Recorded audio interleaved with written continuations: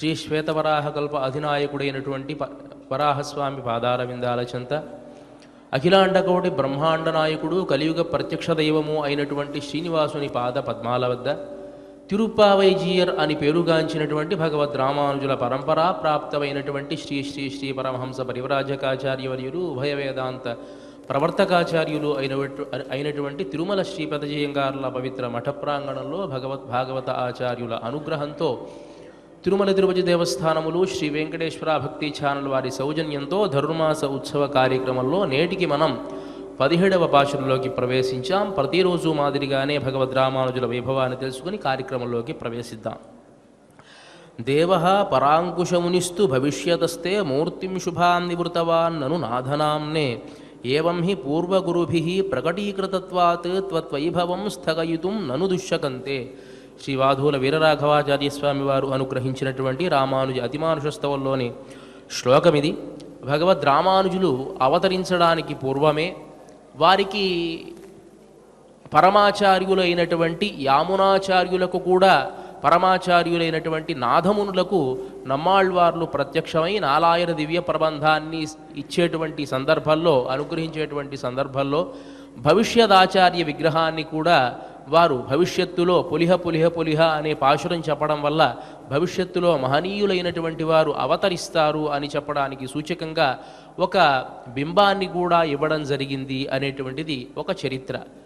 దానిని ఆధారంగా చేసుకుని, ఓ స్వామి, మీరు పుట్టడానికి పూర్వమే మీ విగ్రహాన్ని నాథమునులకు నమ్మాళ్వార్లు ఇచ్చారు అని ప్రతీతి కదా, మరి అలాంటి మీ వైభవాన్ని మీరు దాచుకోగలరా అని చాలా చమత్కారంగా కీర్తిస్తారు వాధూల వీరరాఘవాచార్య స్వామివారు. మరి అలాంటి మహనీయులైనటువంటి భగవద్ రామానుజుల పరంపరకు సంబంధించినటువంటి ఇద్దరు మహనీయులు మనకు ప్రత్యక్షంగా వేంచేసి ఉన్నారు. వారికి నా మనఃపూర్వక దండ ప్రణామాలు సమర్పించుకుంటూ కార్యక్రమాన్ని ప్రారంభించవలసిందిగా ప్రార్థిస్తున్నాను. ఆదిత్తరుళా శ్రీశైలయావాత్రం దేవత్యాది గుణార్ణవం యతీంద్రప్రవణం వందే రమ్యజామాదరం మునిం లక్ష్మీనారసమారంభాం నాదయామనమధ్యమాం అస్మదాచార్యపర్యంతం వందే గురుపరంపరాం. యో నిత్యమచ్యుతపదాంబుజయుగ్మరుగ్మ వ్యామోహదస్తధిరాణి నాయమేణే అస్మద్గురో భగవతోస్య దేశసింధో రామానుజస్య శరణం ప్రపద్యే. మాతా పితా యువదయస్తనయా విభూతి సర్వం యదేన యుగమేణ ఆద్యస్తన కులపదే వగుళాభిరామ శ్రీమత్తదంగ్రియుగళం ప్రణమామి ముహూర్తాం భూలం ధరస్సమగతాఖ్యయపట్టనాద శ్రీవక్కిసార కులశేఖర వివాహాం భక్తాంగ్రియేణ ప్రగాళయతీంద్రమిశ్రాం శ్రీమత్పరాంగుశమునిం ప్రణతోస్మి నిత్యం తుంగస్థనిగరిగరి సుప్తముత్తోర్యకృష్ణం పారాఖ్యం స్వం సువిశదశిరసిద్ధభక్త్యాభయంతి సోచ్ఛిష్టాయాం స్రజినిగలితం యాబలా యస్య భుంగే గోదాదస్యై నమయిదమిదం భూయ ఏవాస్తు భూయః. அன்னவயல் புதுவை ஆண்டாள் அரங்கற்கே பன்னதிருப்பாவை பல்பதியம் இன்னிசையால் பாடிக் கொடுத்தார் நற்பாமாலை பூமாலை சூடிக் கொடுத்தாளை சொல்லு சூடிக் கொடுத்த சுடர்கொடியே தொழுநாவை பாடி அருள வல்ல வல்கையாய் நாடினே வேங்கடவர்க்கு நாம் கடவா வண்ணமே நல்கு தண்ணீரே சோரே அறம் செய்யும் எம்பெருமான் நந்தகோபாலா எழுந்திராய் கொம்பனார்க்கெல்லாம் கொழுந்து குலவிளக்கே எம்பெருமாட்டி யசோதா அறிவுராய் அம்பரமோடறுத்து ஓங்கி உலகளந்த கும்பர்கோமானே உறங்காய் செம்பற்கழலடி செல்வா பலதேவா உம்பையும் நேயும் உறங்கேலோரெம்பாவார்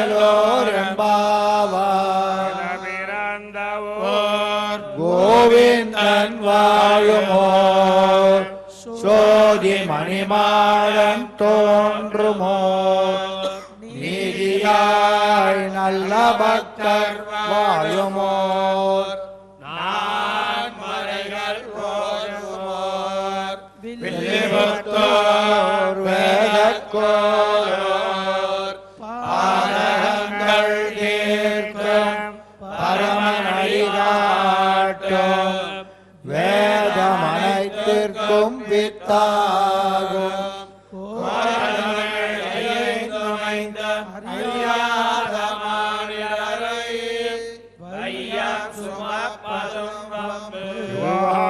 பூரத்தில் ஜகத்துதித்தாய் வாழிய திருப்பாவை 30 செப்பினாள் வாழிய பெரியாழ்வார் பெற்றெடுத்த பெண் பிள்ளை வாழிய பெரும்போதோர் மாமுனிக்கு பின்னாள் வாழிய ஒரு 40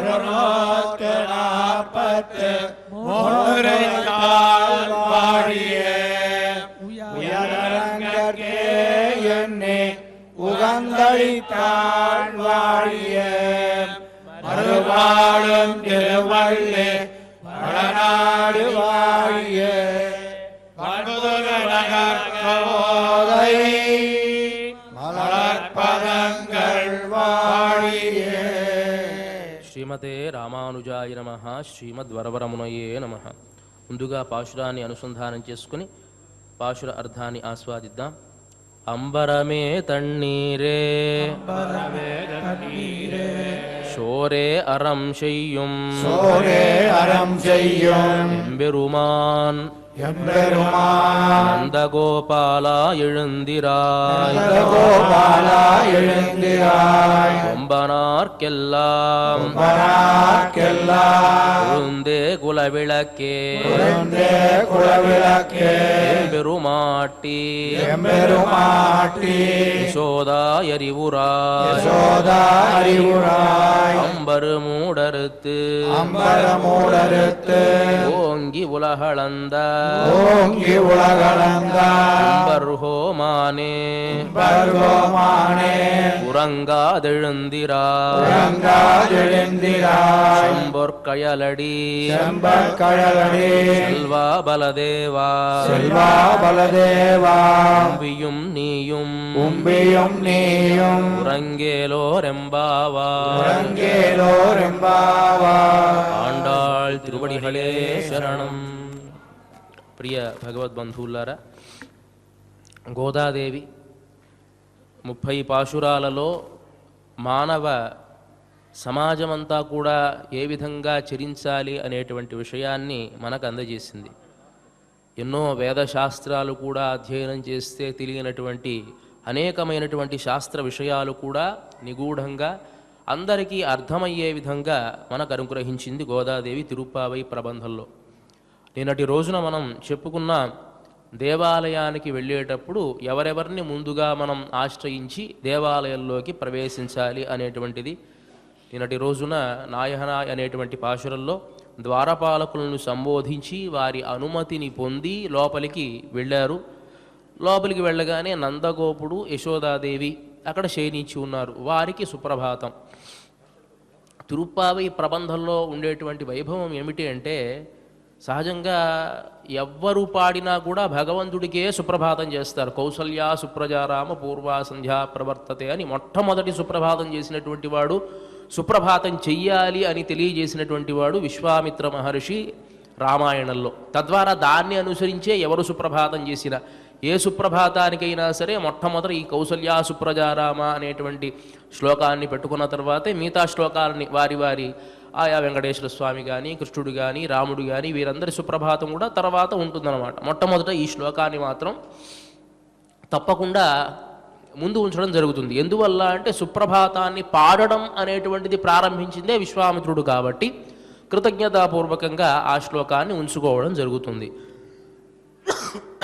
అలాంటిది కేవలం భగవంతుడికి మాత్రమే కాదు, భగవద్భక్తులైనటువంటి వారికి, ఆచార్యులకు కూడా మనం సుప్రభాతం చెయ్యాలి, వారిని కూడా కీర్తించాలి అనేటువంటి విషయాన్ని, అంటే భగవంతుడితో సమానంగా ఇంకా ఎక్కువ మాట్లాడితే భగవంతుడి కంటే ఎక్కువగా కూడా మనం సుప్రభాతం చెయ్యాలి అనే విషయాన్ని మనకు తెలియజేయడం కోసమే గోదాదేవి భగవద్భక్తులైనటువంటి గోపికలను ముందుగా మేల్కొలిపింది ఆ సుప్రభాతంలో.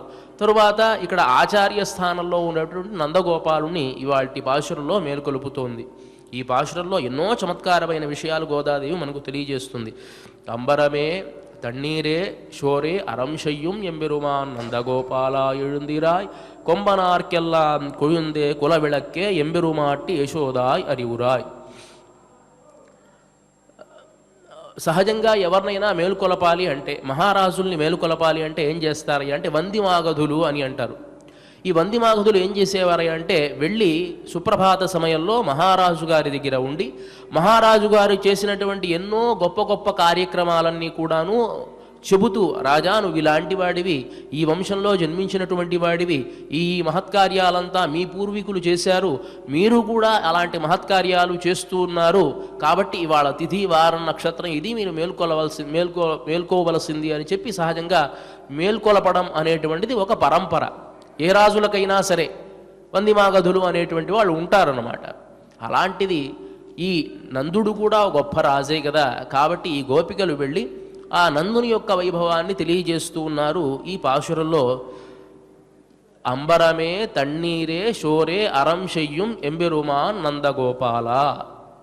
నందగోపాలుడు ఎలాంటి వాడు అంటే వస్త్రదానము, జలదానము, అన్నదానంలో చాలా నిష్ణాతుడు అని చెప్తున్నారు. అంబరం, అంబరం, తన్నీరు, షోరం, అరంశయ్యం అని చెప్పవచ్చు కదా. వస్త్రాన్ని లేకపోతే జలాన్ని, అన్నాన్ని అని చెప్పకుండా అంబరమే, తన్నీరే, షోరే అని ఏకారం అవధారణార్థము అని అంటాం. సహజంగా ఎవరైనా మన దగ్గర అప్పు తీసుకున్నాడు అనుకోండి, డబ్బులు ఇస్తాం, ఇచ్చిన తర్వాత మళ్ళీ అతను తిరిగి ఇవ్వాల్సిన సమయం వస్తుంది. అతను ఏం చేస్తాడయ్యా అంటే ఎప్పుడు రమ్మంటారు మీ ఇంటికి అని అంటే నా దగ్గరే డబ్బులు ఇవ్వు అని అన్నాం అనుకోండి, అంటే అర్థం ఏమిటి, నా ఇంటికి వచ్చిన నా భార్య ఉన్నా నా పిల్లవాడున్నా నాకు మాత్రమే నువ్వు డబ్బులు ఇవ్వాలి, దాని అవధారణార్థము అని అంటాం. నాకే డబ్బులు ఇవ్వు అంటే నాకు తప్పించి ఇంకెవరికి ఇవ్వడానికి వీలు లేదు అని అర్థం. ఇక్కడ అంబరమే అంటే వస్త్రదానమే చేసేటువంటి వాడు, జలదానమే చేసేటువంటి వాడు, అన్నదానమే చేసేటువంటి వాడు అని కీర్తిస్తున్నారే. ఎందువల్ల అంటే ఏ దానం చేస్తే ఆ దానంలో ఆయన నిష్ణాతుడుగా ఉంటాడు. ఇదే చేస్తాడేమో అనిపిస్తుంది. ఈ దానం గురించి మనకు ఉపనిషత్తు ఒక గొప్ప కథ చెబుతుందండి. మనుష్యుడి తప్పకుండా దానం చేసి తీరాలి అని.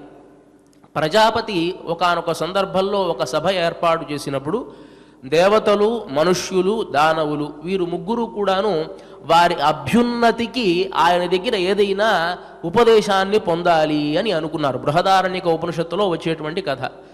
అంటే మనం బాగా విస్తరించాలి, మనం గొప్పవాళ్ళం అవ్వాలి అంటే సహజంగా పెద్దవాళ్ళ దగ్గరికి వెళ్ళి, అయ్యా నేను తరించాలి అంటే, నేను గొప్పవాడిని అవ్వాలి అంటే ఏదైనా నాకు మంచి ఉపదేశాన్ని చేయండి అని అడుగుతామా లేదా? అదేవిధంగా దేవతలు, రాక్షసులు, మానవులు, ప్రజాపతికి కుమారులే కదా వీళ్ళంతా అనుకున్నారు కదా ఆయన దగ్గర ఏదో ఒక ఉపదేశాన్ని పొందాలి అని అనుకున్నారు. సరే, ముందుగా దేవతలు వచ్చి మాకు ఏదైనా ఉపదేశం చేయండి, చాలా క్లుప్తంగా ఉండాలి అంటే మనకంటే వాళ్ళు చాలా ఫాస్ట్ అండి. అంటే దేవతలని బట్టే మనం కూడా వచ్చాం. ఇప్పుడు ఏదైనా ఒక విషయం చెప్పాలి, నాకు 5 నిమిషాల్లో చెప్పు, నా అరగంట సేపు సోదంతా నేను వెళ్ళలేను. ఈ తిరుప్పావి ఉపన్యాసం ఒకప్పుడు 2 గంటలు చెప్పేవాళ్ళు, దాన్ని మనం గంట సేపు వినాలంటే ఇప్పుడు అంత ఓపిక లేదు, అరగంట వినాలంటే ఓపిక లేదు. ఇంకా రేపు ఎలా అవుతుందో తెలియదు, కానీ నాకు ఒక్క మాటలో చెప్పాలి ఏదైనా ఒక విషయాన్ని, ఎక్కువగా విస్తరించి చెబితే నాకు అంత ఓపిక ఉండదు అని అన్నారు. మనకి భారత ఉత్పత్తిలో కూడాను జనమేజయ మహారాజు దగ్గర జనమేజయుడికి చెప్పేటప్పుడు నాకు తీరిక లేదండి, నాకు ఏదైనా ఒక నిమిషం సమయం ఇస్తా, నాకు చెప్పాల్సింది అని అంటే, ద్వావిమౌ పురుషౌ మూర్ఖౌ అన్నాడు ఆయన. లోకల్లో 2 మూర్ఖులు ఉన్నారయ్యా అని చెప్పేశాడు. చాలా అయిపోయింది పో అన్నాడు. అదేమిటి? వెంటనే అడిగాడు, ద్వావిమ పురుషం పూర్తవలేదు కదా, ఎవరు వాళ్ళు నాకు చెప్పండి అన్నాడు. దుర్యోధన దశాననవు అని అన్నాడు. దుర్యోధనుడు, దశాననుడు 2 మూర్ఖులు ఉన్నారు, దుర్యోధనుడు, దశాననుడు అన్నారు. ఇంకా తృప్తి కలగల, ఎందుకు వాళ్ళు మూర్ఖులు అని అన్నారు. గోగ్రహం మనభంగంచ దృష్ట్వా యుద్ధం పునః.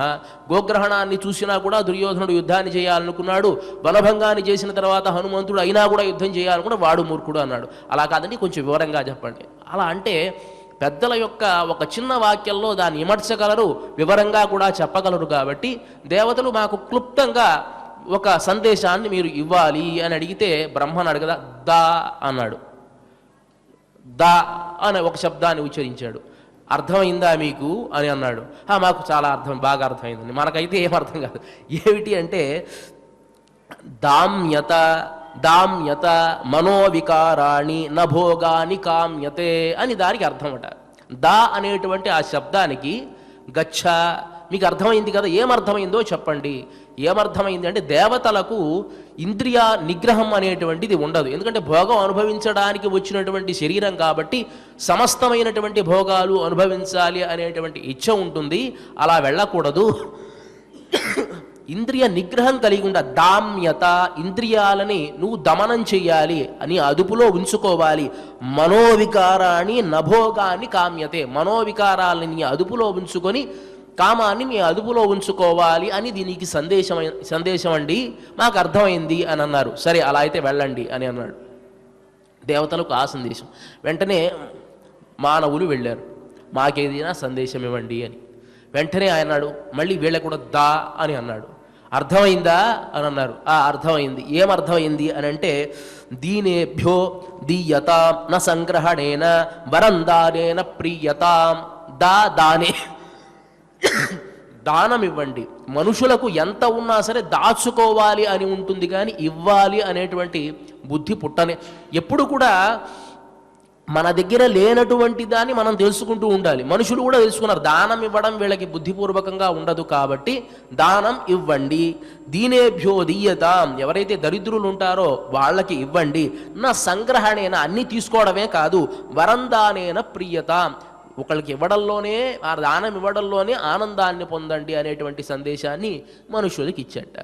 వెంటనే అసురులు వెళ్ళారు, మాకేదైనా మీ సందేశాన్ని ఇవ్వండి అని అడిగారు. వీళ్ళకు కూడా దా అని అన్నాడు. ఏంటిదా అంటే, సతతం దయధ్వం సర్వజీవేభ్యో అక్రూరతాంక్రుధ్వం అని.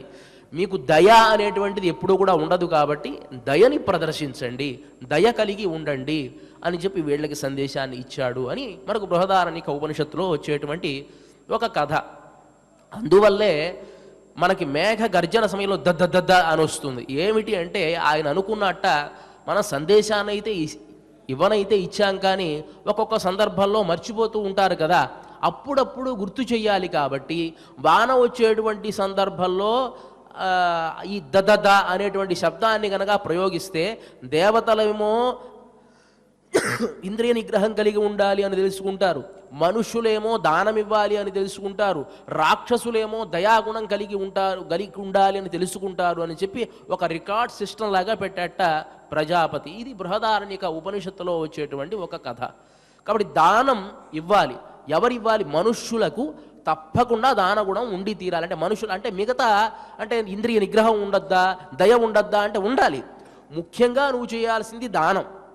మనిషికి ప్రత్యేకంగా నియమింపబడింది దానం కాబట్టి ఆ దానం ఇవ్వాలి. దానం ఎలా ఇవ్వాలి? అహంకారంతో ఇవ్వకూడదు, తమో గుణంతో ఇవ్వకూడదు, సాత్విక గుణంతో ఇవ్వాలి. మనం ఇచ్చేటువంటి దానం ఎదుటివాడికి తెలియకూడదు. ఇక్కడ రామచంద్రమూర్తి ఉన్నాడు, చాలా సౌందర్యంగా ఉన్నాడు. ఆయనకి ఏదైనా ఒక కైంకర్యం చేయాలి అని అనిపించింది. ఓ సువర్ణమైనటువంటి ధనుర్బాణాలు ఇవ్వాలి అనుకున్నాడు. సరే ఇచ్చాడు అనుకుందాం. ఒక సభ ఏర్పాటు చేసిన తర్వాత చూసారా ఆ రామచంద్రమూర్తి ఉన్నాడు చూసారా, ఆయన చేతిలో ధనస్సు నేనే ఇచ్చానండి. ఆ బాణం ఉంది చూసారా, నేనే ప్రత్యేకంగా చేయించి దగ్గరుండి చేయించాను. అది సరిగ్గా రాలా మొదట్లో, కానీ నేనే దగ్గరుండి ఇట్లా చెయ్యాలి, అర్ధచంద్రాకారంలో ఉండాలి అని చెప్పి చేయించాను. బాగా ఖర్చు అయింది, కానీ బాగా చేశాడు చేసేవాడు. చెప్పుకోవాలా అంటే అలా చేస్తే ధర్మో నశ్యతి కీర్తనాత్, నువ్వు చేసినటువంటి ధర్మం అంతా పోతుందట. నువ్వు దాని కీర్తి, నువ్వు ఇచ్చినటువంటిది పక్కవాడికి తెలియకూడదు. ఇచ్చావా, దాతవ్యమిది యద్దానం తద్దానం, ఇవ్వాలి, నేను ఇస్తూ ఉన్నాను అంతే, ఇది నా ధర్మం అని ఇవ్వాలి తప్ప ప్రతిదానికి ఇది నేను ఇస్తున్నాను నా గొప్ప. కొంతమంది చెప్తారు నా పేరు అనౌన్స్ చేయండి, నేను ఇచ్చాను అని చెప్పి అందరికీ ప్రకటించండి, ప్రయోజనమే ఉండదు. నువ్వు ఇచ్చావు ఇస్తే గొప్ప విషయమే, దానం ఇవ్వడం అనేది గొప్ప విషయమే, కానీ దాన్ని ఎప్పుడైతే నువ్వు ప్రకటించుకున్నావో ఆ దానంలో మొత్తం ఫలితం పోయినట్టే అని శాస్త్రం చెబుతూ ఉన్నది. కాబట్టి అలా దానాన్ని ఇవ్వాలి. మనకి దానం వీళ్ళు ఇక్కడ కీర్తించేటప్పుడు అంబరమే తన్నీరే, ఈ దానగుణాన్ని ఎందుకు ప్రస్తుతిస్తున్నారు అంటే ఎప్పుడూ కూడా పరమాత్మ ఒక వంశంలో జన్మించాలి అంటే వాళ్ళు చేసేటువంటి దానాన్ని బట్టే జన్మిస్తాడట. రామచంద్రమూర్తి రఘువంశంలో జన్మించాడు అంటే రఘు మహారాజు అంత గొప్ప దానం చేశాడు కాబట్టి. అంతకుముందు దిలీప మహారాజు చేశాడు, అందరూ చేశారు దానం. రఘు మహారాజు చేసినటువంటి దాని ఇంకా చాలా గొప్పదట.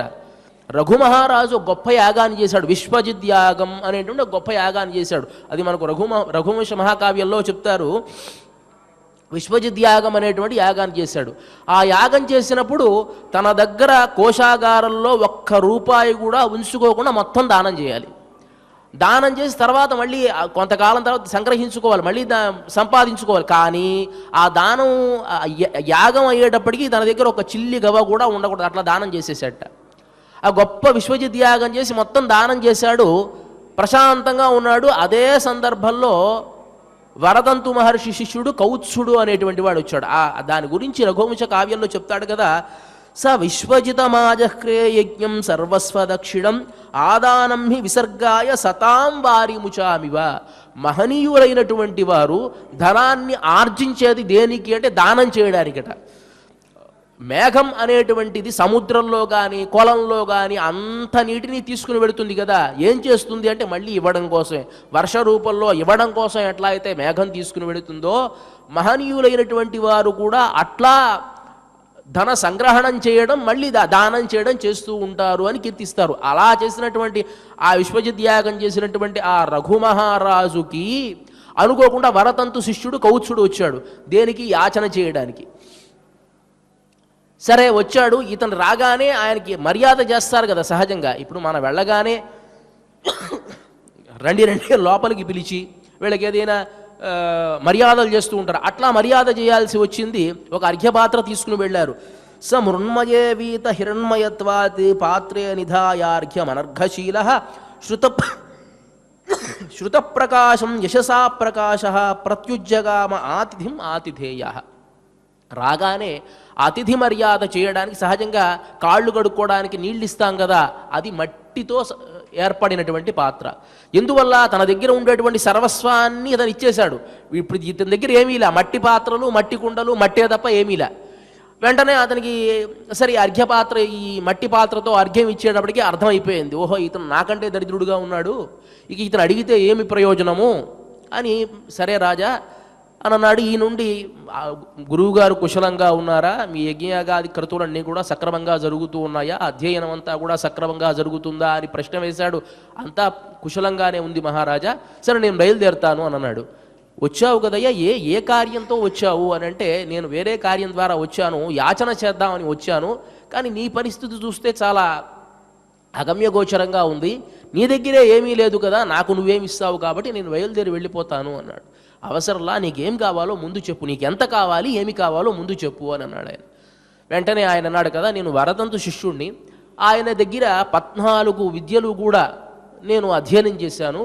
మా గురువుగారు నాకు స్నాతక వ్రతాన్ని చేసి బయలుదేరి వెళ్ళిరారా అని అన్నారు.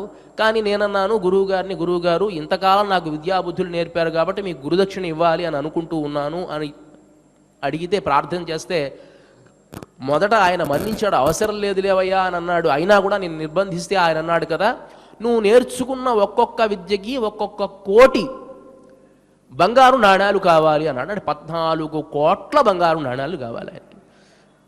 ఆయన కావాలనే అడిగాడు. నేను నిర్బంధించాను కాబట్టి ఆయన నన్ను ఇట్లా అడిగాడు. ఏమి చేయాలో అర్థం కాల. నీ గొప్ప విషయం, నీ దానగుణం తెలుసు కాబట్టి నీ దగ్గరికి వచ్చా, నువ్వు చూస్తే నీ దగ్గర ఏమీ లేదు అని అర్థమైంది కాబట్టి నేను బయలుదేరి వెళుతూ ఉన్నాను అన్నాడు. అవసరం లేదు కౌచుతా, ఉండు, ఒక 3 రోజులు నాకు సమయాన్ని ఇవ్వు, నీకు కావలసిన దాన్ని నేను ఇస్తాను అని అన్నాడు. సరే, మా ఇంట్లో 3 అగ్నులు ఉన్నాయి, 4వ అగ్నిలా నువ్వు ప్రశాంతంగా విశ్రాంతి తీసుకుంటూ ఉండు, నేను ఏ విధంగా అయినా సరే నీకు ధనాన్ని ఏర్పాటు చేస్తాను అని చెప్పి ఆయన ఆ కౌత్సుణ్ణి విశ్రమించడానికి పంపించాడు. తన దగ్గర వశిష్ఠుడు ఇచ్చినటువంటి గొప్ప రథం ఉన్నదండి. ఆ రథం ఎలాంటిదంటే ఏ లోకానికైనా వెళ్ళగలదు ఆ రథం. వెంటనే అంటే వశిష్ఠుడు ఒక గొప్ప పూజ చేసి యాగం చేసి దాని మీద ప్రోక్షణ చేశాడనమాట. అలాంటి రథంలో ఎన్నో రకాల ఆయుధాలు సమకూర్చుకుంటూ పెట్టుకున్నాడు ఆయన. సాయంత్రం పూట వెళ్ళి విశ్రమించాట ఆ రథంలో. ఏమిటి అంటే కుబేరుడి మీద దండయాత్ర చేద్దామని వెళ్ళి అక్కడ విశ్రమిస్తే పొద్దున యుద్ధం చేయడానికి బయలుదేరి వెళ్ళాలి. వెంటనే కోశాగారం నుంచి ఒక భటుడు పరిగెత్తుకుంటూ వచ్చాడు. రాజా, ఏమిటో తెలియదు, రాత్రంతా కుంభవృష్టిలాగా బంగారు వాన కురిసింది, ధాన్యాగారం అంతా నిండిపోయింది అని అన్నట్ట. అంటే కుబేరుడు భయపడి వీడెక్కడ యుద్ధం చేస్తానికి వస్తాడో అని చెప్పి మొత్తం ధనాన్ని ఇచ్చేశాడు ఇతనికి. వెంటనే ఆ వచ్చినటువంటి ధనాన్నంతా కూడా కౌత్సుడికి ఇస్తే, రాజా నేను అడిగింది 14 కోట్ల నాణ్యాలు, దీని మించి చాలా ఎక్కువగా ఉన్నది అంటే, అవసరం లేదయ్యా, ఈ ధనం అంతా నీకోసం నేను యుద్ధం చేద్దామని వచ్చింది కాబట్టి నాకు అవసరం లేదు, ఈ ధనం నీ దగ్గరే ఉంచుకో అని చెప్పి మొత్తాన్ని ఎన్నో ఒంటెల ద్వారా, గుర్రాల ద్వారా, రథాల ద్వారా పంపించి వేశాడు అనేటువంటిది రఘుమహారాజు ఒక వృత్తాంతం మనకి రఘువంశంలో తెలియజేస్తారు కాళిదాస మహాకవి. మహనీయులైనటువంటి వారి ఇళ్లల్లో, దానం చేసేటువంటి వారి ఇళ్లల్లో పరమాత్మ జన్మిస్తాడు అనేటువంటిది తెలుసు కాబట్టి అంబరమే తన్నీరే షోరే. కాబట్టి దానం ఎలా ఇవ్వాలి? సాత్వికమైనటువంటి, సహజంగా మనకి ప్రతీతి ఏమిటంటే దాన కర్ణుడు అని గొప్పగా చెప్తారు. కర్ణుడి గురించి ఎవరు కూడా గొప్ప, ఎందువల్ల ప్రాధాన్యత వచ్చిందో తెలియదు కానీ భారతంలోనే ఆ ప్రాధాన్యత లేదు. అది ఎట్లానో ఆ ప్రాధాన్యతని కల్పించారు. మనకి ఎట్లా అయితే సోషల్ మీడియాలో మన గురించి మనంగా గొప్పగా చెప్పుకుంటే మనం గొప్పవాళ్ళం ఎలా అయిపోతూ ఉన్నామో, అట్లా కర్ణుడు గొప్పవాడయ్యాడు. కానీ దానంలో కర్ణుడి గురించి అక్కడ ప్రబంధాల్లోనూ లేవు, గొప్పగా కూడా ఏం కీర్తించాల. కర్ణుడి యొక్క గొప్పదనం గురించి చెప్తాను చూడండి. అతను దుర్యోధనుడికి చాలా స్నేహితుడుగా ఉన్నాడు, చాలా దుర్మార్గుడు. తన స్నేహాన్ని కూడా ఏం గొప్పగా తనేమి నిర్వర్తించాల. పాండవులు అరణ్యవాసం చేస్తూ ఉన్నటువంటి సందర్భంలో పాండవుల్ని ఉడకాడించాలి అని చెప్పి దుర్యోధనుడికి మనస్సులో ఒక కోరిక కలిగింది. ఎట్లా అయినా వాళ్ళని ఇబ్బంది పెట్టాలి, వాళ్ళని బాగా ఏడిపిస్తూ ఉండాలి అని ఒక ఆనందం, ఏదైనా చేయాలి అనిపించింది ఆయనకి. పక్కనే ఉన్నటువంటి ఈ కర్ణుడు ఒక సలహా ఇచ్చాడు. వాళ్ళు ద్వైతవనం ఉండేటువంటి ప్రాంతంలో ఉన్నారు కాబట్టి మన భోగభాగ్యాలన్నీ చూపించే విధముగా ఒక 10,000 రథాలు, 30,000 ఏనుగులు, 90,000 గుర్రాలు, తర్వాత 1,00,000 మంది సైనికులతో వెళదాం మనమంతా కూడా. వాళ్ళు ఏడ్చి చస్తారు, వాళ్ళంతా ధర్మరాజు ఏడుస్తూ ఉంటాడు. తర్వాత ద్రౌపది ఏమో అయ్యయ్యో ఇలాంటి భర్తల్ని పెట్టుకున్నానే, ఇలాంటి దుర్యోధనుడు నాకు భర్త కాకుండా పోయాడా అని అనుకుంటాడు అని చెప్తూ అనే మాట చూడండి. మనకి శత్రువు అయినటువంటి వాడు ఏడుస్తూ ఉంటే వచ్చేటువంటి ఆనందం కంటే మనకు పుత్ర సంతానం కలిగింది, లేకపోతే ఎంతో ఐశ్వర్యం పొందింది అనేటువంటి ఆనందం చాలా చిన్నది అంటాడు. ఎంత పిచ్చి ఆలోచన చూడండి. అంటే మన శత్రువు ఏడుస్తూ ఉండాలి, మనకు పుత్ర సంతానం కలిగినటువంటి ఆనందం కంటేను, తర్వాత ఇంకేమిటి మనకు ఐశ్వర్యం కలిగింది అనేటువంటి ఆనందం కంటేను మన శత్రువు ఏడుస్తున్నాడు అనేటువంటి ఆనందం ఉంది చూసా, ఎన్నో వేల రెట్లయ్యా, కాబట్టి మనం వెళదాము అని సలహా ఇచ్చాడు. సరే, ఏదో విధంగా ధృతరాష్ట్రుని ఒప్పించారు. ధృతరాష్ట్రుడు వద్దురా అని అన్నాడు. లేదు మేము మామూలుగా అక్కడ ఆవులకి చాలా ఇబ్బందిగా ఉంది, ఆ ద్వైతవనం దగ్గర అడవుల్లో ఉండేటువంటి ఆవులు ఇబ్బంది పడుతున్నాయని తెలిసింది, కాబట్టి అక్కడికి వెళ్ళి వాటిని కాపాడాలి అని అనుకుంటూ ఉన్నాను. బయలుదేరి వెళ్ళాడు. సరే వెళ్ళాడు, ఈ గొప్ప వైభవం అంతా వెళ్ళాడు. సరే అక్కడ ఏదో ఆ ద్వైతవనంలో వెలగబెట్టాడు. గంధర్వులంతా చావగొట్టారు వెళ్ళి. చావగొట్టిన తర్వాత ఈ కర్ణుడు ఏం చేశాడో తెలుసా అండి, వికర్ణుడి రథాన్ని ఎక్కి పారిపోయాడు. భారతంలో ప్రత్యక్షంగా ఉంది. అక్కడ దుర్యోధనుడు మాత్రం ఒక్కడే ఇద్దరు ముగ్గురితో యుద్ధం చేస్తూ ఉంటే బ్రతుకు జీవుడా అని చెప్పి వికర్ణుడి రథాన్ని ఎక్కి పారిపోయాడు అని భారతంలో ఉంది. నిజంగా నువ్వు స్నేహధర్మాన్ని నిర్వర్తించేటువంటి వాడివైతే ఇలా ఉంటావా? పారిపోయాడంతే. పారిపోతే సరే, ధర్మరాజు అదే సందర్భంలో ద్వైత వనంలో ఉండేటువంటి ఆ ద్వైత సరస్సు దగ్గర ఒక యాగాన్ని చేస్తూ ఉన్నాడు. సత్యస్కంధము అనేటువంటి యాగము. ఆ యాగం చేస్తూ ఉన్నాడు. ఆ యాగం చేస్తూ ఉంటే ఈ విషయం తనకు తెలిసింది. సరే, దుర్యోధనుని ఏదో విధంగా విడిపించేశాడు. అర్జునుడిని తర్వాత భీముడిని పంపించి ఆ గంధర్వరాజుతో మళ్ళీ యుద్ధం చేసి, చిత్రసేనుడితో యుద్ధం చేసి విడిపించేశాడు. అయిపోయింది. ఈ దుర్యోధనుడు బాధతో అక్కడి నుంచి తల దించుకొని, ఎత్తిన తల దించినటువంటి తల ఎత్తకుండా బయలుదేరి వెళ్ళిపోయాడు. కొంత దూరం వెళ్ళిన తర్వాత అక్కడ డేరాలంతా వేసుకుని బాధపడుతూ ఉంటే పారిపోయినటువంటి ఈ కర్ణుడి కాస్త మళ్ళీ వచ్చి, దుర్యోధన, నువ్వు చాలా పరాక్రమవంతుడు అయ్యా, వాళ్ళతో యుద్ధం చేయాలి అంటే నా వల్లే కాలేదు. నిజంగా నేను యుద్ధం చేద్దామని ఎంత ప్రాణాలకి తెగించి పోరాడాను. ఆ వికర్ణుడి రథం ఎక్కాను, ఏంటో రథం పాడక రథం వెళ్ళిపోయింది అయ్యా. ఎంత అబద్ధం! రథం పాడక రథం లాక్కెళ్ళిపోయింది. నేను వద్దు వద్దు అంటున్నా, రథం మాత్రం అలా వెళ్ళిపోయింది. కాబట్టి నేనేం చేయలేకపోయాను. చూసావు కదా నా ప్రాణాలకు తెగించి నా పరాక్రమాన్ని ఎట్లా చూపించానో. అదేమిటో తెలియదు, కానీ మొత్తానికి నువ్వైతే క్షేమంగా వచ్చావు కదా, నువ్వు చాలా గొప్పవాడివి, మంచి పరాక్రమవంతుడివి అని అంటే, అప్పుడు తల దించుకొని, నేను పరాక్రమవంతుడినేమిట్రా, నన్ను చావగొడితే వాళ్ళు భీముడు అర్జునుడు వచ్చి మళ్ళీ యుద్ధాన్ని చేసి నాకు బ్రతుకుని భిక్షగా పెట్టారు వాళ్ళు.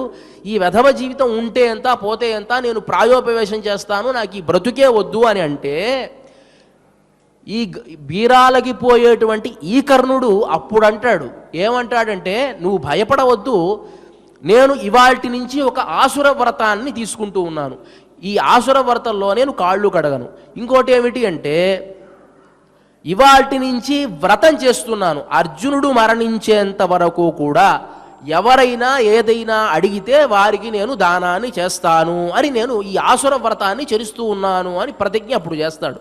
అంటే ఒక వ్రతం నేను వ్రతం చేస్తున్నానండి ఇవాల్టి నుంచి అంటే, నిన్న వ్రతంలో లేవు అనే కదా అర్థం. అక్కడ ఇవాల్టి నుంచి ఈ అసుర వ్రతాన్ని నేను చేస్తున్నాను అంటే, ఇంతకు పూర్వం ఈ వ్రతం నువ్వు ఆచరించడం లేదు. మళ్ళీ ఆ వ్రతం ఎప్పటి వరకు నువ్వు చేస్తావు? అర్జునుడిని సంహరించేంత వరకు నేను ఈ వ్రతాన్ని మానను అంటే, అర్జునుడు చచ్చిపోతే అంటే మళ్ళీ ఆ వ్రతం వదిలేస్తావు అనమాట. అంటే కేవలం నీ దానమేమి కాదు, అంటే ఏదో ఒక కార్యార్థిని చేసేటువంటి దానం అనమాట. దీని దానం అంటారా? దానం అంటే దాతవ్యమితి యద్దానం. భగవంతుడు మనకింత ఐశ్వర్యాన్ని ఇచ్చాడు, ఆయన ఇచ్చినటువంటి దానిలో మనం ఎంతో కొంత మనం సమర్పించుకోవాలి అనేటువంటి ఒక భక్తిపూర్వకంగా దాని మీద ఎలాంటి ఆశ లేకుండా ఇచ్చేటువంటి దాన్ని సాత్వికమైనటువంటి దానం అని అంటారు. అలా కాకుండా నాకు వీడికి కనుక ఈ దానాన్ని చేస్తే నాకు పుణ్య లోకాలు వస్తాయి, లేకపోతే ఇంకేదో వస్తుంది అని చేసేటువంటి దానం రాజస దానం. ఇంకా తామస దానం అంటే అయోగ్యుడైనటువంటి వాడికి, అసలు ఎలాంటి యోగ్యత లేనటువంటి వాడికి ఏమీ ఆశించకుండా తీసుకో అని ఇచ్చేటువంటిదేమో. కొంతమంది రోడ్ల మీద పడి అట్లా నోట్లు జల్లేది కొన్ని చూస్తూ, అది తామసమైనటువంటి దానం. దానం అంటే యోగ్యత కలిగినటువంటి వాడికి ఎవడికైతే ఎంత అవసరమో వాడిని పిలిచి వాడికి ఇచ్చేటువంటి దానం. కొంతమంది పాపం దుఃఖాల్లో ఉంటారు, ఎంతో అవసరమైన వాడిని పిలిచి వాడికి దానం. రోడ్ల మీద పడేస్తే ఎవరికి ఏం దొరుకుతుందో తెలుసా, దాన్ని తామస దానం అంటారు. ఇప్పుడు ఈ కర్ణుడు చేసినటువంటి దానాన్ని మనం ఏమనాలి? అలాంటి దానం కర్ణుడు చేశాడే తప్ప కర్ణుడు దానకర్ణుడేమీ కాదు. మరి ఎందువల్ల అది అలా ప్రతీతి అయిపోయినటువంటి ఒక చరిత్ర. ఇక్కడ మనకు నందగోపుడి విషయాన్ని ప్రస్తావన చేస్తూ అంబరమే తన్నీరే షోరే అరం శయ్యం ధర్మముగా ఇచ్చేటువంటి వాట. ఆయన వస్త్రదానం చేస్తూ ఉంటే మనం దానం చేస్తామంటే వాడినటువంటి బట్టలు ఇస్తే సరిపోతుంది కదా అని అనుకోవచ్చు, కానీ అలా కాదుట. నూతనమైనటువంటి వస్త్రాలే ఇస్తూ ఉంటాడట. తన్నీరే, ఎవరికైనా నీరే ఇస్తూ ఉంటాడు, అన్నం ఇస్తే అన్నమే ఇస్తూ ఉంటాడు. ఇచ్చినట్టే ఎక్కడైనా భాగవతంలో ఉన్నదా అని ప్రస్తావన చేసుకుంటే, ఎప్పుడైనా కూడా తండ్రికి ఉండేటువంటి లక్షణాలే కొడుక్కి వస్తుంది కదా. కాబట్టి కొడుకైనటువంటి కృష్ణుడు వస్త్రదానం చేశాడు ద్రౌపదికి ఆ నిండు సభలో, కాబట్టి వస్త్రదానం కృష్ణుడు చేసినట్టే. ఇక జలదానం, కాళీయుడు యమునా నదిలో ఉండి నీళ్లే తాగనివ్వకుండా అక్కడ ఆ నీళ్లు తాగినటువంటి వాళ్ళంతా మరణిస్తూ ఉంటే కాళీయుణ్ణి దునమాడి అక్కడి నుంచి పంపించి వేసి అందరికీ యమునా నదిని ఇచ్చాడు కదా, కాబట్టి ఆ జలదానం చేసినట్టు. ఇక గోవర్ధనగిరికి ఎన్నో రకాల అన్నాలు పెట్టించి అన్నదానం చేసినట్టు. ఇట్లా అదే కాకుండా ముళ్ళంతా కూడా గొప్ప యాగాన్ని చేస్తూ ఉంటే అక్కడ తన స్నేహితులైనటువంటి వారికి ఆకలి వేస్తే వాళ్ళని తీసుకుని వెళ్ళి వాళ్ళని అర్థించి వాళ్ళకి అన్నాన్ని పెట్టించిన సందర్భాలు ఎన్నో ఉన్నాయి. కాబట్టి అన్నదానం చేసేటువంటి లక్షణాలన్నీ కూడా ఈ కృష్ణుడిలో మనకు కనిపిస్తున్నాయి. కాబట్టి ఇందాకే చెప్పుకున్నాం, గొప్ప వంశంలో దానం చేసేటి వంశంలోనే పరమాత్మ జన్మిస్తాడు. కాబట్టి ఈ కృష్ణుడు కూడా అలాంటి లక్షణాలు ఉన్నటువంటి నందుడి ఇంటిలో జన్మించాడు. కాబట్టి అలాంటి నందగోపాల, ఓ గొప్ప నందగోపాలుడా, మాకు స్వామి అయినటువంటి గోపాలుడా, ఎഴുந்திరాయ్ లేవయ్యా అని ఆయనకి సుప్రభాతం పడారు. తర్వాత కొంబనార్కెల్లాం కొழுందే కులవిళక్కే ఎంబెరుమాటి యశోదాయ్ అరివురాయ్.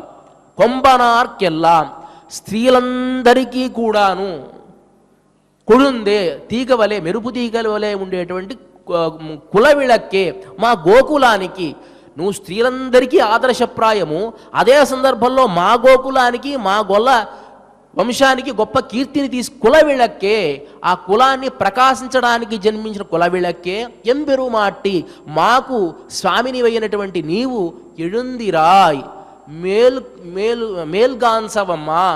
నందుణ్ణేమో లేవయ్యా అన్నారు, ఈవిడేమో మేల్గాన్సవమ్మ అని అంటున్నారు. అదే గౌరవార్థకం ఈవిడికి మాత్రం అని అంటే, ఎన్న నోన్బు నోత్తాళ్ళలో ఇవనై పెత్త వీరుడయ్యారు అన్నట్లుగా ఆళ్వార్లైతే పూర్తిగా కృష్ణ పరమాత్మ యశోదాదేవి కడుపులోనే పుట్టాడు అని చెప్తారు ఆళ్వార్లు. ఎందువల్లంటే బాల్యాన్ని అంతా అనుభవించినటువంటి భాగ్యం కేవలం యశోదాదేవికే ఉన్నది. కాబట్టి ఇక్కడ యశోదాదేవి యొక్క వైభవం చెప్పుకోవాలి అంటే సహజంగా తల్లి అంటే తల్లే కదండి. ఇప్పుడు ప్రతి వాళ్ళకి ఒక పుట్టినరోజు ఉంటుంది, జనవరి, ఇప్పుడు జనవరి 24 లేకపోతే ఫిబ్రవరి 30 ఒక పుట్టినరోజు. కానీ తల్లికి ఎన్నో పుట్టినరోజులు ఉంటాయి. ఎంతమంది పిల్లలు ఉంటాయో అన్ని పుట్టినరోజులు ఉంటుందండి.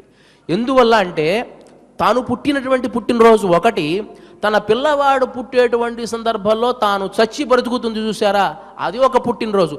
ఎంతమంది పిల్లలు పుడతారో అన్నిసార్లు తాను చచ్చి బతుకుతుంది. కాబట్టి ఆ తల్లికి ఎన్నో పుట్టినరోజులు ఉంటాయి. ఆ భాగ్యం యశోదాదేవికి లభించింది. అదీ కాకుండా ఎవరైనా సరే గొప్పవాడు అవ్వాలి అంటే తల్లి పాత్ర ఎంతైనా ఉంటుంది. మనకు ఈ మధ్యకాలంలో ఒక ఇది చదివాను, వ్యాసం చదివాను. ఒక పిల్లవాడు స్కూల్లో చాలా మందకొడిగా ఉన్నాడు. ఆ స్కూల్లో వాడికి చదువు చెప్పలేము అని చెప్పేసి ఒక లెటర్ రాసి ఇచ్చి పంపించేశారు ఇంటికి. వాడికి తెలియదు పాపం. తీసుకుని వచ్చి తల్లికి ఇచ్చాడు. అమ్మ, మా స్కూల్లో ఈ లెటర్ నీకు ఇమ్మని చెప్పారమ్మా, ఈ ఉత్తరాన్ని అని చెప్పి. సరే, ఆ లెటర్ చదివింది ఆమె. చదివితే ఏం రాసుంటే, ఈ పిల్లవాడు చాలా మందకొడిగా ఉన్నాడు, మా స్కూల్లో ఇతను పనికిరాడు, ఇతను మా స్కూల్లో చదివే యోగ్యత ఇతనికి లేదు, కాబట్టి ఇతన్ని దయచేసి మీరు స్కూల్ మాన్పించేసేయండి అని రాసుంది. పాప ఆ తల్లి నీళ్లు తుడుచుకుంటూ ఆ ఉత్తరాన్ని కాస్త తీసుకుని సంచిలో పెట్టేసుకుంది. ఆ పిల్లవాడు అడిగి, ఏం రాసిచ్చారమ్మా అని అడిగితే ఆ తల్లి చెప్పింది కదా, నువ్వు చాలా తెలివిగల పిల్లవాడివటయ్యా, కాబట్టి ఈ స్కూల్లో నీకు చెప్పే తెలివిగల గురువులు కూడా ఎక్కడ లేరు, కాబట్టి వేరే స్కూల్లో చదివించమని చెప్పారు అని చెప్పింది. సరే, అయిపోయింది. ఆ పిల్లవాడే ఎవడు అంటే థామస్ అల్వా ఎడిసన్ అనేటువంటి వాడు, బల్బు కనిపెట్టినటువంటి వాడు. అతని పెద్దవాడైన తర్వాత, తల్లి మరణించిన తర్వాత తల్లి దగ్గర పెట్టెలో ఉండేటువంటి సామానంతా తీసుకున్నాడు. ఏవో చాలా ఉత్తరాలు ఉన్నాయి. ఆ సందర్భంలో ఆ ఉత్తరాలను తీసే సందర్భంలో ఈ ఉత్తరం చూశాడు. ఉత్తరం చూస్తే దాంట్లో అతను చూశాడనమాట, ఈ పిల్లవాడు చాలా మందకొడిగా ఉన్నాడు, దేనికి పనికిరాడు, కాబట్టి ఇతన్ని మీరు ఈ స్కూల్ నుంచి మాన్పించేసేయండి అని అంటే, ఆ తల్లి వాడికి అట్లా చెప్పకుండా ఏం చెప్పింది, నీలాంటి తెలివిగల పిల్లవాడు ఎవరూ లేట, నీకు బోధించేటువంటి యోగ్యత ఇక్కడ ఉండేటువంటి టీచర్లకు ఎవరికీ లేదు అని చెప్పింది చూసారా. ఆ చెప్పినటువంటి మాటని తాను ఆలంబనగా తీసుకొని దాన్ని ఒక ఆత్మస్థైర్యంగా తీసుకుని అతను ఎదిగి గొప్ప శాస్త్రవేత్తగా ఎదిగాడే. నిజంగా మా అమ్మాయి ఎంత గొప్పది అని చెప్పి తన తల్లి మరణించిన దానికి వెక్కి ఏడ్చేటవాడు. అంటే తల్లి యొక్క పాత్ర ఎలా ఉంటుంది అనేది మనం యశోదాదేవిని చూసి తెలుసుకోవచ్చు. అందరూ వచ్చి, ఓయమ్మ నీ కుమారుడు మా ఇంట్లను పాలు, ఎప్పుడూ అల్లరి పనులే కదా, ఏదో ఒక అల్లరి పని చేస్తూ ఉంటాడు కదా. మీ అబ్బాయి వచ్చాడు, మా ఇంట్లో ఇవాళ ఈ పని చేశాడు, ఇవాళ ఈ పని చేశాడు అంటే ఏ పని చేసినా సరే ఓర్పుతో ఒక్క మాట అనకుండా, ఏదో కోపం తల్లికి ఒక్కసారి కాకపోతే ఒక్కసారన్నా రాదా? మనకి భాగవతం మొత్తం మీద ఒక్కసారే తల్లి యొక్క కోపం కనిపిస్తుంది. ఎక్కడ అంటే కేవలం ఉలూఖల బంధనం, ఆ దామోదరత్వం, దామాన్ని ఉదరానికి బంధించడం, ఒకేసారి కోపపడుతుంది ఆవిడ. ఇంకెక్కడా కోపం కనిపించదే, ఎంతో ఓర్పుతో సహించింది ఆ తల్లి. కాబట్టి ఈ ఓర్పు యశోదాదేవి దగ్గర నుంచే అందరి తల్లులకు వచ్చింది. ఈ వీళ్ళకు వచ్చిందంటే యశోదాదేవి కాలంలోనే అంత ఏమీ అక్షరం రానిటువంటి తల్లికే అంత ప్రేమ ఉంటే మనం చదువుకున్న వాళ్ళం ఎలా ఉండాలి? ఇక్కడ స్కూల్ నుంచి ఏదైనా ఒక కంప్లైంట్ వస్తే ఒక్కసారి లక్ష్మీదేవిగా ఉండేటువంటి తల్లి కాస్త భద్రకాళిగా మారిపోయి, ఎరా నువ్వు మార్కులు రాలేదా, ఏం చదువుతున్నారా, ఎంత ఖర్చు పెడుతున్నారు నాన్నగారు నీకోసం అని కొట్టకుండా ఇలా ఉండాలి. అంటే యశోదాదేవే అది దానికి తార్కాణం అన్నమాట. అంటే ఎంత ప్రేమగా పెంచిందండి కృష్ణుణ్ణి. తన కడుపులో పుట్టాడు అనే భావించింది, పుట్టకపోయినా అలాగే భావిస్తుంది యశోదాదేవి. అక్కడ చెప్పేటప్పుడు ఒక దెబ్బ వేద్దామా అని అనుకుంటే కృష్ణుడట పుట్టినవాడు కదా, కాబట్టి అయ్యో ఏమైపోతాడో ఏమిటో పిల్లవాడు, ఎవ్వరు ఏదో ఒక చాడీలు చెబుతూనే ఉన్నారు కదా, కానీ ఏం చేస్తాం, ఏదో రకంగా బెదిరించాలి. బెదిరిద్దామా అంటే బెదిరిపోకుండా ఉన్నాడే, మరీ ఇంత పిచ్చివాళ్ళ ఉన్నాడు, కనీసం నటించాలి కదా, భయపడ్డట్టన్నా నటించాలి కదా అందరి ముందు, ఇలాంటి పిచ్చి పిల్లవాడిని కన్నా అని చెప్పి బాధపడి తన మనస్సులో తను బాధపడి పెంచింది కదా. కాబట్టి అంత గొప్పదైనట్టు ఎంబెరుమాట్టి యశోదాయ్ అరివురాయ్. మరి యశోదాదేవికి ఇంత భాగ్యం ఎట్లా వచ్చిందండి? యశోదాదేవికి ఇంత భాగ్యం ఎలా వచ్చింది అంటే, భర్త చేసేటువంటి ఏ పుణ్యకార్యంలో అయినా భార్యకి సగభాగం వస్తుందట. మనం రిజర్వేషన్ ఇప్పుడే పెట్టాం, శాస్త్రం ఎప్పుడో పెట్టేసింది. మనకి పద్మపురాణంలో కుర్వతః పుణ్యకర్మాణి సేవాంజః కురుతే నరః పత్నీభృతక శిష్యేభ్యో యదన్యః కోపి మానవః తస్య సేవానురూపేణ ద్రవ్యం కించిన్ నదీయతే సోపి సేవానురూపేణ తత్పుణ్య ఫలభాగ్ భవేత్ అని. భర్త చేసినటువంటి పుణ్యంలో సగభాగం భార్యకి వస్తుంది. పోనీ భార్య చేసినటువంటి పుణ్యంలో సగభాగం నాకు వస్తుందా అండి అంటే రానే రాదు. కానీ భార్య చేసిన పాపంలో మాత్రం నీకు ఒక భాగం వస్తుందట, సగభాగం. ఏ న్యాయం అండి ఇది? అందువల్లే సామెత కూడా పుణ్యం కొద్దీ పురుషుడు, దానం కొద్దీ బిడ్డలు అని అంటారు. అక్కడ కూడా ఆడవాళ్ళ పార్షియాలిటీనే. పుణ్యం కొద్దీ పురుషుడా, మరి మగవాడండి, మగవాడు ఏం చేయాలి? వాడు పుణ్యం చేసుకోకపోతే ఎలాంటి భార్య? పుణ్యం కొద్దీ ఏమో పురుషుడట, దానం కొద్దీ బిడ్డలట. ఇక్కడ దానం చేసిన వాడేమో నందగోపుడు, పేరు వచ్చిందేమో యశోదాదేవికి. అది అంటే మనం భారత సంప్రదాయంలో స్త్రీకి ఇచ్చినటువంటి చాలా విలక్షణత ఎన్నో సందర్భాల్లో మనం గమనించవచ్చు. తల్లి గురించి చెప్తూ కొన్ని ప్రస్తావనలు చేయకూడదు, కానీ తల్లి ఎలాంటిదైనా సరే పిల్లవాడు చివరి వరకు చూసుకోవాలి. దీనికి బట్టి ఇది చెప్పాల్సిన అవసరం లేదండి. ధర్మశాస్త్రంలో రకరకాల స్మృతుల్ని తిడతారు, కానీ శాస్త్రం ఇంత నిష్కాపట్యంగా ఇది పార్షియాలిటీ అంటారు, అలాంటిది ఏమీ లేకుండా చెప్పినట్టుంది శాస్త్రం. కాబట్టి ఇక్కడ యశోదాదేవి అంత ఐశ్వర్యం కలిగినది కాబట్టే ఎం పెరుమాట్టి, మాకు స్వామి అయినటువంటి దానివి యశోదాయ్ అరివురాయ్ అని అంటే అన్నమాచార్యుల వారి అందరూ కీర్తిస్తారు. కానరటే పెన్సరటే కటకటా బిడ్డలను అని చెప్పి యశోదాదేవి కృష్ణుడిని వకాల్తా తీసుకుని మాట్లాడేటువంటి మాటలు, ఎన్నత వంశైదనే యశోదా అని చెప్పి ఏం తపస్సు చేసిందో యశోదాదేవి అని కీర్తించినట్టుగా ఇలా ఎంబెరుమాట్టి యశోదాయ్ అరివురాయ్ అని మేల్కొలిపారు. అంబరు మూడరుత్తోంగి ఉలహళంత ఉంబరు హోమానే ఉరంగా దెഴുందిరా. ఇక్కడ చిన్న పొరపాటు జరిగింది. మనకి ఏదైనా సరే ఇంట్లోకి వెళతాం, అమ్మ చక్క ఒక సున్నుండో లేకపోతే రవ్వ లడ్డునో ఏదో మనకి ఇష్టమైన పదార్థం చేస్తుంది. ఏం చేస్తాం? సహజంగా ఇంటికి వెళ్ళగానే బయట నుంచి ఇంటికి వెళితే కాళ్ళు చేతులు కడుక్కొని చక్కగా ఒక ప్లేట్ ముందు కూర్చుని అమ్మ పెట్టు అని అడగాలి. కానీ మనకు ఆ పదార్థం మీద ఉండేటువంటి ఆ ప్రేమతో ఏం చేస్తామంటే గబగబా ఇంట్లోకి వచ్చేస్తాం, అమ్మ చేతులు పెట్టమ్మా అని ఆ మురికి చేతుల మీదే పెట్టించుకుని తినేస్తామా లేదా? అంటే ఆ పదార్థం మీద మనకు ఉండేటువంటి ప్రేమ అన్నమాట.